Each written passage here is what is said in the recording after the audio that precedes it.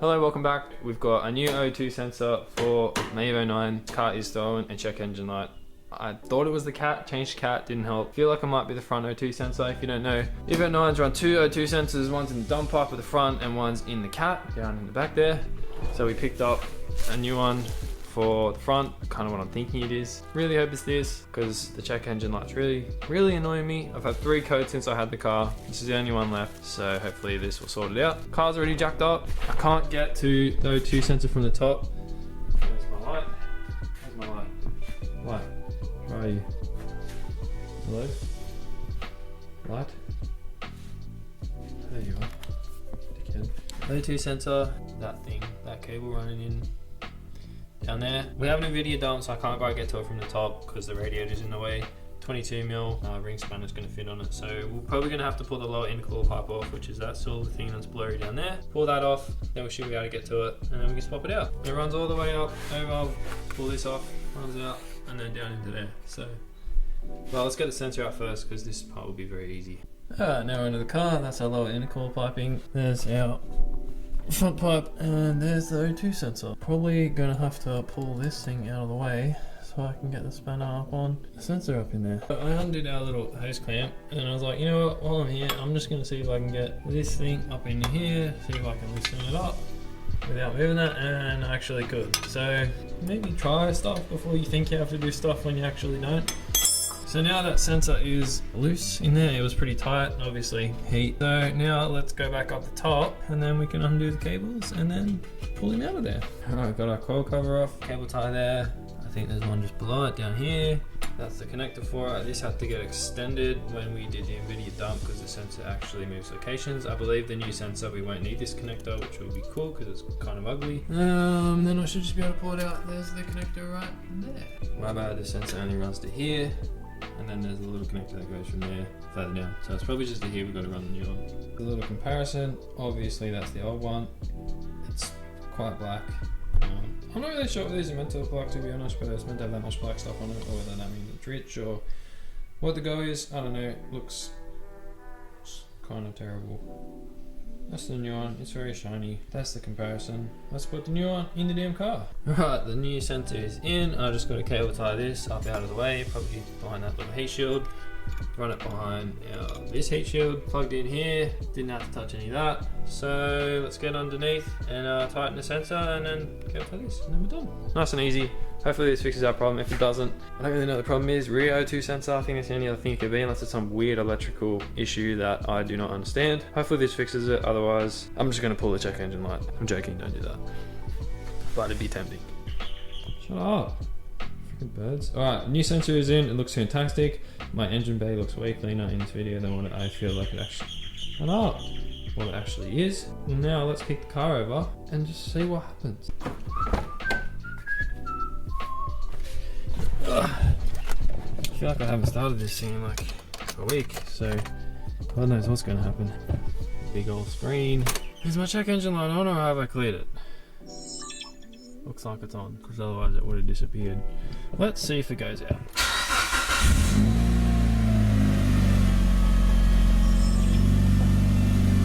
Well, it's still on, not surprised. Generally I have to clear it. I might just reread what the code is just because I actually don't remember what it is, and then that might be more helpful.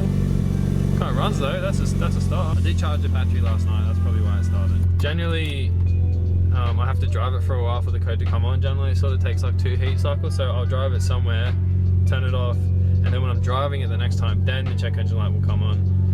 It's pretty consistently happens in that pattern, so it's really quite odd.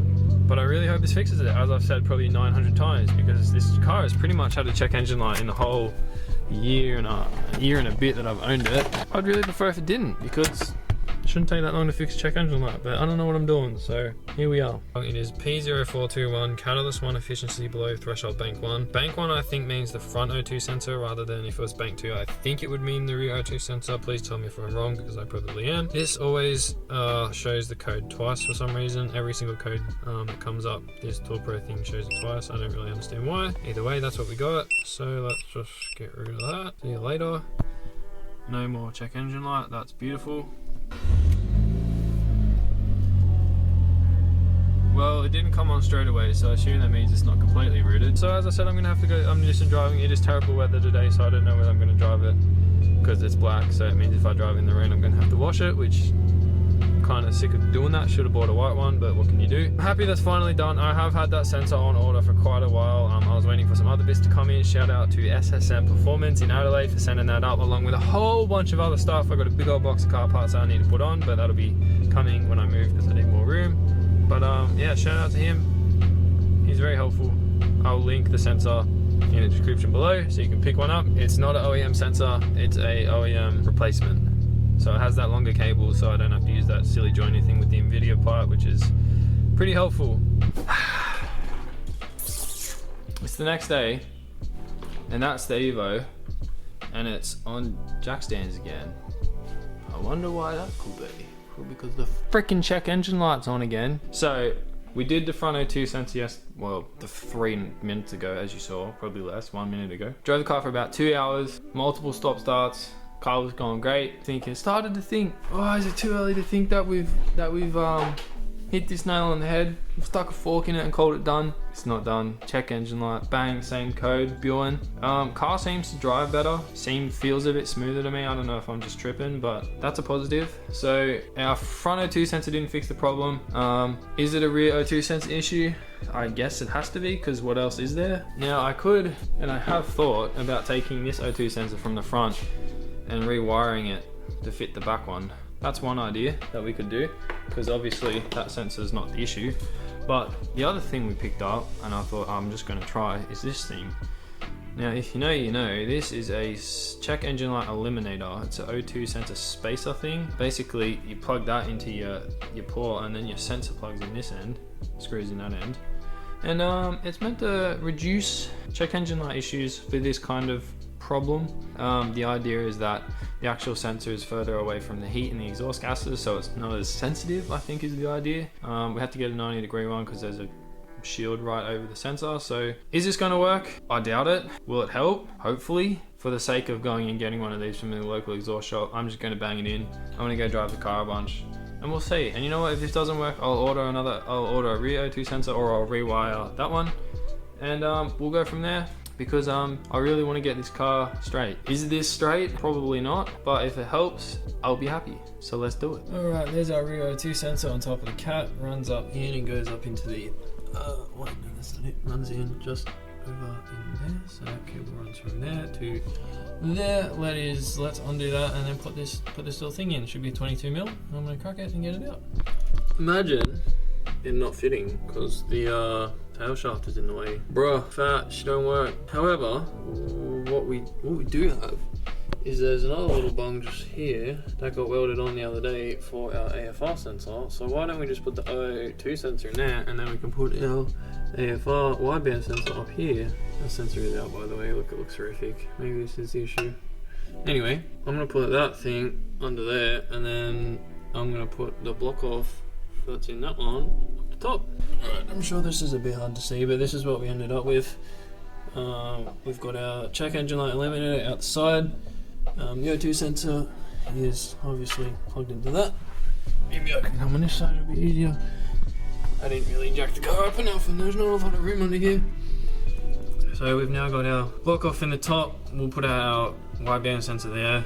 We have our factory O2 sensor coming out the side. Someone told me if I shouldn't be doing this. It's not on the bottom, so I'm not worried about condensation too much. Don't think it's going to make a difference being there and there. It's just got to be before the cat, which obviously was sweet. I'm not sure if there's a set distance that this knows it is from the other O2 sensor. I don't really know. Someone tell me, like I said, if this is a bad idea, but this is what we're doing. I'm sure if there's a proper issue, it'll throw a different code.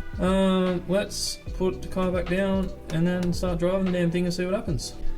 The guy I bought this off said, look, it may work, it may not work. They're a bit hit and miss, he reckons. Sometimes it'll stop the check engine light completely, sometimes it won't stop it at all, sometimes it'll just be a longer interval before it comes on. Obviously I want it to not come on at all. Next time I'm ordering car parts, I may pick up a rear O2 sensor. Let's start the car and see what happens. Right, the car started up, no problems. I'm gonna go for a drive now, so I'm gonna put the thing down, go for a spin. I'll do a couple of start stops. Hopefully no more problems, but I will undoubtedly let you know when the light comes back on in about 3 seconds. Wow, got a freaking quick trim. Alright, so I drove the car for a while, a couple heat cycles, 4 to be exact. I drove it around for about 2 hours, no check engine light. I don't know if I dare say it's fixed. I hope it's fixed, but it should have come on by now. So we'll just see what happens. I'm gonna wash it now because it's disgusting. I hope that did it. Should have just done that from the get-go.